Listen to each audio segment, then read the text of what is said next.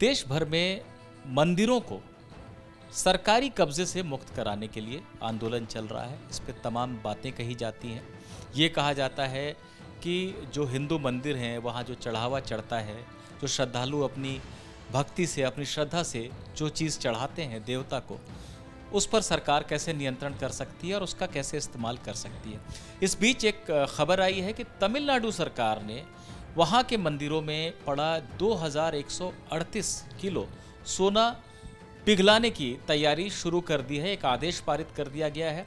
इसको लेकर भी तमिलनाडु में विवाद हो रहा है और हाईकोर्ट में एक याचिका भी दायर की गई है कि हाईकोर्ट इस पर रोक लगा दे। इस तमाम मुद्दे पर हमारे साथ बातचीत करने के लिए पटना हाईकोर्ट के रिटायर्ड जज जस्टिस वीएन सिन्हा है, उनसे बात करते हैं। जस्टिस सिन्हा, लोग ये कह रहे हैं कि सरकारी नियंत्रण नहीं होना चाहिए मंदिरों पर और सरकार नहीं ले सकती, जो मंदिरों में जो चढ़ावा आया है उसको नहीं ले सकती, लेकिन सरकार कहती है कि हम तो लोगों का कल्याण करने के लिए इसको ले रहे हैं, पैसा नहीं तो या सोना वहाँ पर वैसे ही पड़ा रहेगा। तो सरकार जब ये करती है तो क्या ये कानूनी तौर पर गलत करती है?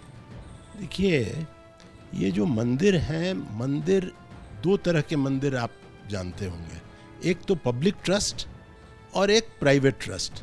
तो प्राइवेट ट्रस्ट में तो प्राइवेट मंदिर जितने हैं उसमें तो गवर्नमेंट का कोई इंटरफेरेंस नहीं है, लेकिन पब्लिक ट्रस्ट जो पब्लिक मंदिर हैं जिसको पब्लिक ट्रस्ट डिक्लेयर किया जा चुका है, उन मंदिरों में आपने उनको रेगुलेट करने के लिए, वहाँ के अफेयर्स को रेगुलेट करने के लिए रिलीजियस एंडाउमेंट एक्ट एक सेंट्रल एक्ट भी है और हर स्टेट ने अपना अपना स्टेट एक्ट्स भी बनाया है।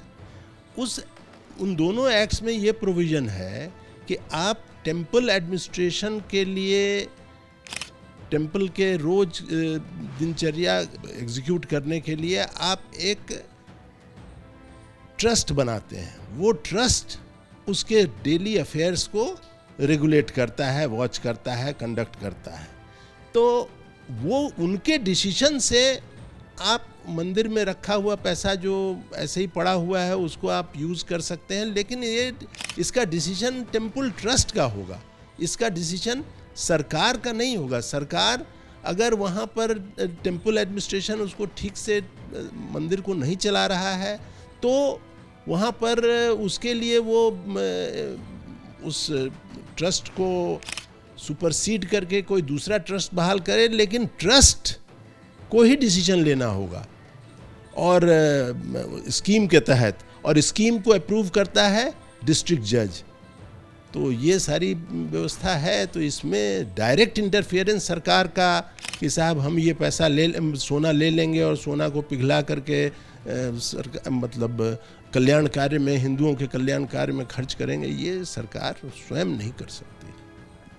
तमिलनाडु सरकार, जैसा कि आपने भी कहा कि सोने को पिघलाने की बात कर रही है, 2138 किलो सोना राज्य सरकार ने एक आदेश पारित कर दिया है और कहा है कि जो देवताओं के श्रृंगार में जो बड़े गहने यूज़ हो रहे हैं इस समय, उनको नहीं लिया जाएगा, लेकिन छोटी छोटी चीज़ें, छोटे गहने और सोने की बनी दूसरी वस्तुएं, उनको लिया जाएगा और उनको गोल्ड बार बना देंगे 24 कैरेट का, और उससे जो पैसा मिलेगा उसको मंदिरों के डेवलपमेंट में यूज़ करेंगे। लेकिन क्या ये ऐसा करना सरकार के अधिकार क्षेत्र में आता भी है? सरकार के अधिकार क्षेत्र में नहीं है ये डिसीजन कि हम इसका गोल्ड बार बनाएंगे, इसको पिघला देंगे। ये भी पहले तो मंदिर को भी तय करना होगा कि ये सोना जितना है यहाँ, वो सोना कितना सोना है, ये कहीं से, ये कहाँ से उन्होंने ये कंक्लूड कर लिया कि साहब 2100 क्विंटल सोना यहाँ जमा है जो कि बेकार है, जो कि यूज़ नहीं हो रहा है।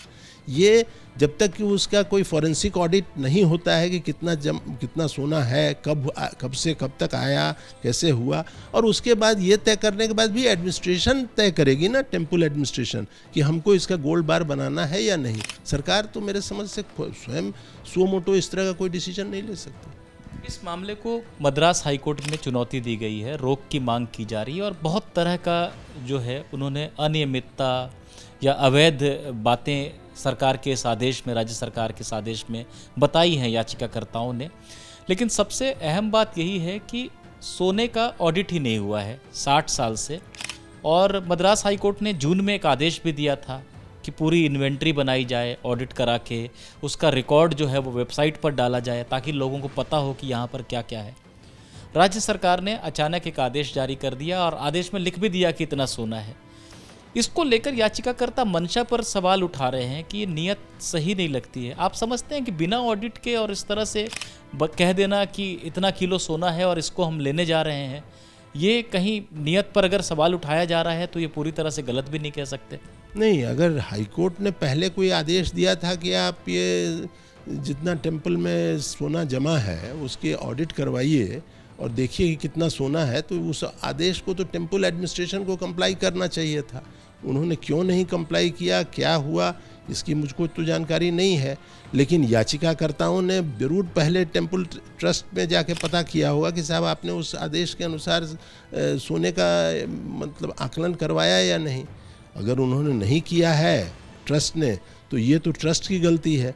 और सरकार कैसे कंक्लूड कर रही है ये भी मेरे नहीं समझ में आ रहा है कि 2100 कुछ क्विंटल सोना वहाँ है मंदिरों में।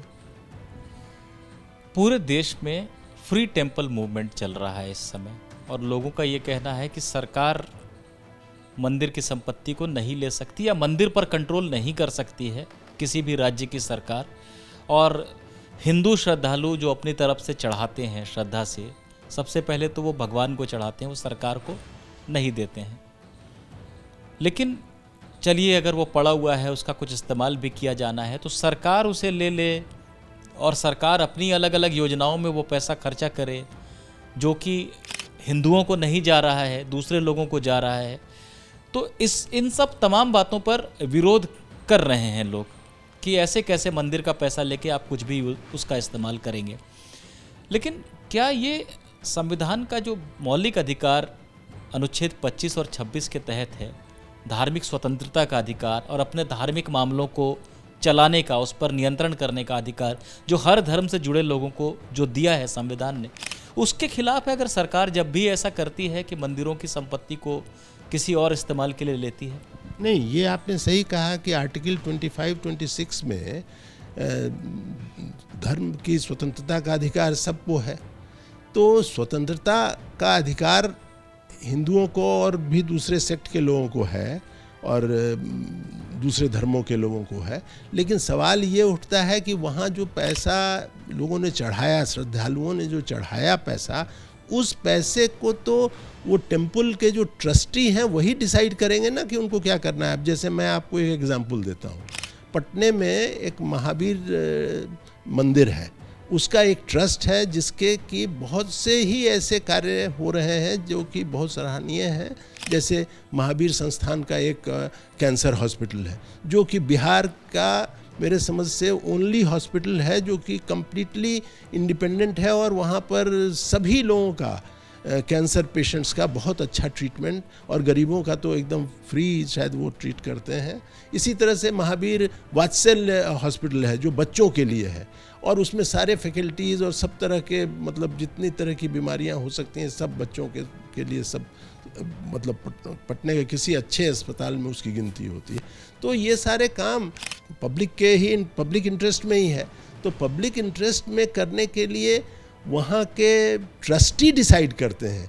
ये नहीं कि सरकार कहती है कि साहब आप ये महावीर संस्थान एक कैंसर हॉस्पिटल खोलिए और फिर आप एक वात्सल्य हॉस्पिटल खोलिए। ये सरकार के गाइडेंस से नहीं होता है। यहाँ पर तो सर दूसरी बात हो गई ना, खोलने के लिए तो कहना एक फिर भी एक बात है कि आपको कुछ करना चाहिए, लेकिन सरकार का ये कहना कि हम लेंगे और हम करेंगे, तो ये तो सरकार मेरे समझ से ये इंटरफेयर कर रही है टेम्पल एडमिनिस्ट्रेशन में। ये इस तरह का जियो तो क्लियर डायरेक्ट टेम्पल एडमिनिस्ट्रेशन में इंटरफियरेंस है और रिलीजियस फ्रीडम को भी मेरे समझ से ये चुनौती देता है। तमिलनाडु की एमके स्टालिन सरकार ने ये जो आदेश पारित किया है जियो कि हम इतना सोना लेंगे और इसको पिघलाएंगे और बैंक में रखेंगे, ये आप समझते हैं कि हाई कोर्ट में अगर ये मामला गया है तो प्रथम दृष्टया ऐसा लगता है कि ये आदेश जो है लीगली सही नहीं है और इस पर रोक लग सकती है? इसमें प्राइमा फेसाई हाई कोर्ट मेरे समझ से इंटरफियर भी करेगा और जब तक फाइनल डिसीजन नहीं आएगा तब तक शायद जियो को वो लोग स्टे भी कर दें। अदरवाइज तो जियो मतलब रिट पिटीशन में प्रेयर ही इनफ्रक्चुअस हो जाएगा। सिन्हा ने हमसे कई अहम बातें कही। पहला तो ये कि जिस तरह से सोना तमिलनाडु सरकार लेने की कोशिश कर रही है मंदिरों का, वो इनको प्रथम दृष्टया वो गलत लगता है और इनको लगता है कि मद्रास हाईकोर्ट ज़रूर इस मामले में दखल देगा। दूसरी बात, इनका ये भी कहना है कि पूरे देश में जो फ्री टेम्पल मूवमेंट चल रहा है कि मंदिरों को सरकारी कब्जे से मुक्त किया जाए और वहाँ का जो ट्रस्ट है, वहाँ का जो प्रशासन है, उसे तय करने दिया जाए कि वहाँ पर जो पैसे आ रहे हैं श्रद्धालुओं की तरफ से, जो चढ़ावा चढ़ रहा है या जो सोना चांदी चढ़ रहा है, उसका कैसे इस्तेमाल करना है मंदिर के विकास संवर्धन के लिए, लोगों के लिए सुविधा बढ़ाने के लिए, या फिर अस्पताल, स्कूल जैसे कल्याणकारी निर्माण के लिए और संस्थाओं को चलाने के लिए, ये सभी बातें ट्रस्ट पर छोड़ दी जाएं, ऐसा भी इनका मानना है।